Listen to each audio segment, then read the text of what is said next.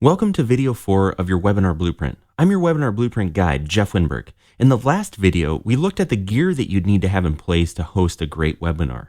In this video, we're going to talk about selling the right way on a webinar. So let's get into it. I first want to say, if you're not a fan of sales, if you get at all uncomfortable when you have to sell your products and services, then this lesson will help you tremendously. If you love and enjoy sales, then we might just kick it up a notch. One of the most common uses of a webinar is to sell products and services. In the first video in the series, we went over the numbers, and an average webinar typically converts better than standard sales pages. But if you want the best results, you've got to do it the right way. And we're going to review some principles and strategies to make sure you're successfully using webinars to sell your products and doing so in an ethical way that allows your audience members to make the personal decision to buy. And that makes everyone a winner. Okay, here we go. Number 1, transparency. Transparency is the fastest way to earning trust with your audience. Set expectations at the beginning of your webinar and then meet those expectations. Here's an example. At the start of your webinar, simply tell your audience what's going to happen.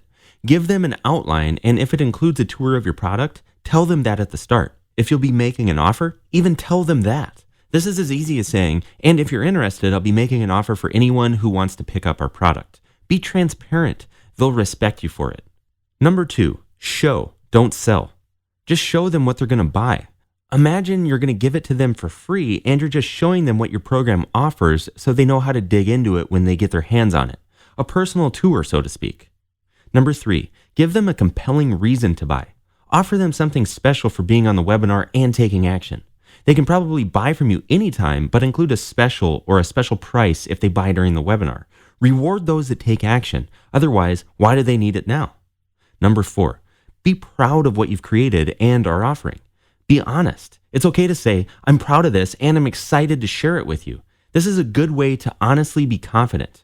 No one wants to buy a product or service from someone that doesn't inspire confidence. Number 5, follow up. The webinar is just the beginning. A portion of sales will be made live, but 30% of sales are usually lost by not following up with the audience. There are a number of reasons why people don't buy live. Maybe they wanted to think about it. Maybe they had to go before they heard your offer. Maybe someone registered but wasn't able to attend the actual webinar. Whatever the reason, sometimes you just need a reminder. If they're interested, they'll appreciate it. If they're not, they won't mind the reminder either. To remind them, you can simply send them a webinar replay email. And Webinar Ninja sends one to all of your registrants automatically. But also, send them your offer again via email. Include it in the webinar replay email or do it separately. It doesn't have to be aggressive. Just state that they have an opportunity to get your offer by a certain time, give them a link to buy, and close off with telling them that they can reply to you if they have any questions. It's simple, right? Now, let's look at a couple selling strategies you can implement. Option 1, a single webinar outlined in advance. With this option, you'll be 100% transparent and give them an outline of what you'll be covering.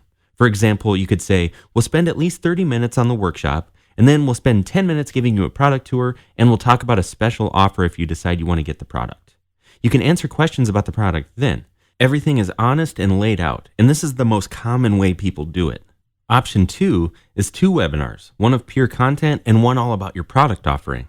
With this option, again, you'll be 100% transparent about what's happening.